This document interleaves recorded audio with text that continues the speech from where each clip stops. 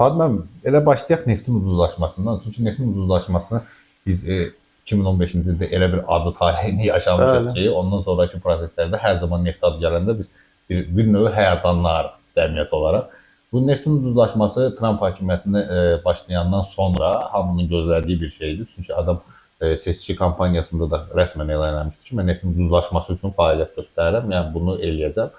Və faktiki də görürük dünya bazarlarında neftin ucuzlaşması prosesi başlayıb və ucuzlaşdı artıq. Hara qədər ucuzlaşa bilər?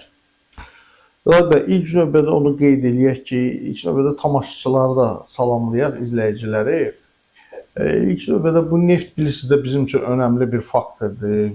Heç kimsin sir deyil ki, bizim iqtisadiyyatımızın driveridir və əsaslı bir hissəsi neft amilindən, karbohidrogen ehtiyatlarından asılıdır. Yəni ki, bu günlərin buradakı qiymətlərin oynaması şübhəsiz ki, mənfiyə doğru getməsi, ucuzlaşması bizə də öz mənfi təsirini göstərəcək.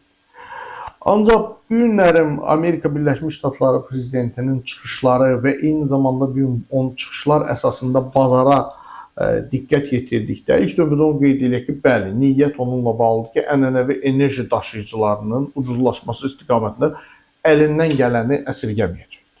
Açıq elan edir. Faktdır, bu faktdır, yəni bu danılmaz faktdır. Bununla yanaşı, eyni zamanda uzun illər elə özləri belə deyək, rəhbərlik etdiyi yaşıl enerjiyə keçid, belə deyək, o siyasətinə bir zid bir siyasətdir. Yəni bu günlərin ənənəvi enerjilərdən istifadə istiqamətində müəyyən bir bahalaşmalar, vergi tutumları, rüsumlar tətbiq etmək əvəzinə bu ucuzlaşması istiqamətində qiymətlərin ucuzlaşması, beləliklə də yaşıl enerjinin gündəlik həyatımıza daxil olmasını əngəlləmək demək.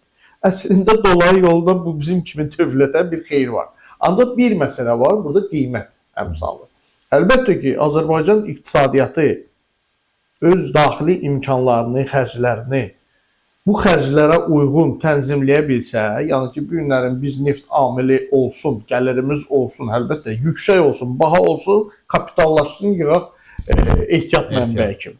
Ancaq da biz o, misal üçün, bir gün bazarda 70 manatdırsa, biz də bütün həyatımızı 70 manatla quracağıqsa və bu 69-a düşəndə biz təlatüm yaşayacaqsa, o iş deyil.